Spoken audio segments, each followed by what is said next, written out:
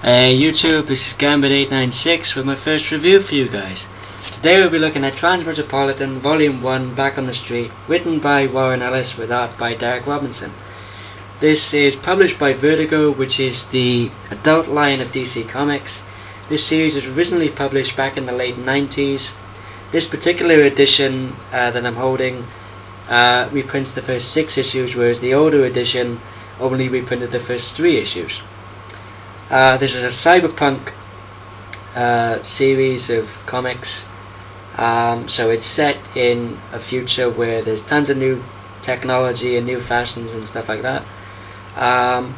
From the front cover we have our main character, who is Spider Jerusalem, who is a cynical but honest and truthful, probably to a fault sometimes, tell no lies journalist who believes that the public need to know the truth no matter what, and he'll go through anyone and he'll get the truth by any means necessary.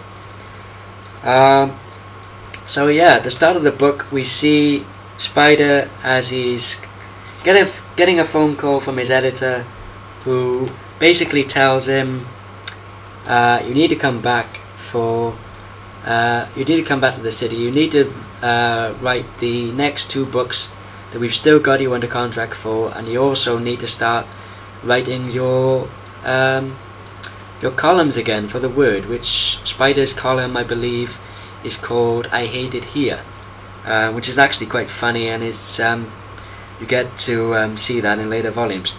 Here we have our first glimpse of Spider, who kind of looks like well, a bit of a hippie slash, well, Tarzan with a load of tattoos on his body, as he's getting his phone call from his editor.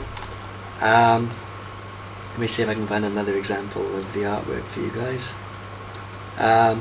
So right off the bat we get introduced to Royce, who's Spider's editor, who is right here, and he basically sets Spider up in a new apartment, and he also gets Spider an assistant just for somebody to keep an eye on him, to make sure he doesn't go off the haywire again like he did a few years ago, when Spider basically wrote a book prior to this series starting, and he became really famous, but he couldn't handle the fame and the fortune, so he retreated to the mountains, where, as you've just seen from the first panel of the artwork that I've shown you guys, he comes back from in the end to write the books and the journal articles.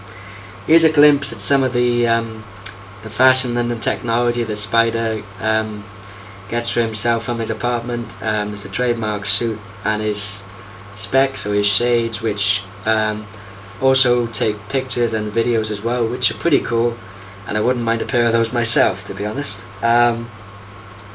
Over the course of the book we also get introduced to an old friend of Spider's named Fred Christ, who is a half human, half alien, called a transient, who is trying to push the transient change into basically trying to make it, I wouldn't say legal, but he's trying to get the message out there that people who don't want to be human, who want to be slightly more than human, should have the choice of making the change, which is also the first column that Spider actually writes for the Word.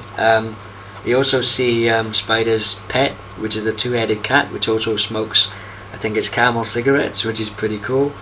There's also some funny scenes with the cat later on, which I won't go into, but trust me when I say that this series, even though it's quite dark, there's a lot of black adult humour.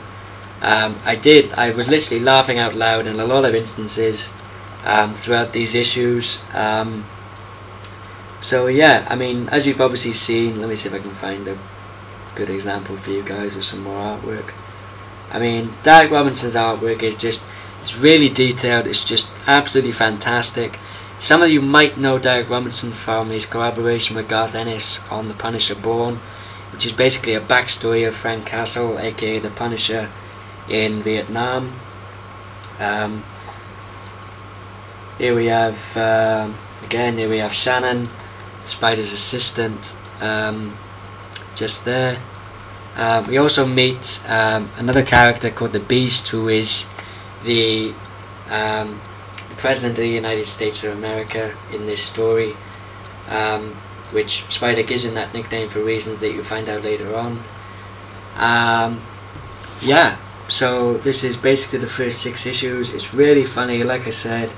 If you're a fan of cyberpunk, if you're a fan of even the Batman Beyond animated series, which is again a cyberpunk series, I highly recommend you pick this up. If you're a fan of great characters, great artwork, pick this up. If you're a fan of adult black humor, pick this up. If you're a fan of Warren Ellis's writing, or Darick Robertson's artwork, again, pick this up. I highly recommend it. This is one of my favourite graphic novel series that I own, with my all-time favourite actually being Preacher, written by Garth Ennis and art by Steve Dillon, which again, once I get round to it, I'll also do reviews on that series for you guys. So if you've liked this review, sorry it's a bit sort of a bit scratchy in terms of I'm sort of getting my words mixed up a little bit, so I apologise for that, guys. I'll try and get my tech down in further videos. So if you've liked what you've seen, comment on it, rate it, subscribe, and hopefully you'll be seeing more from me in the near future. Thanks a lot, guys. This has been Gambit896 signing off.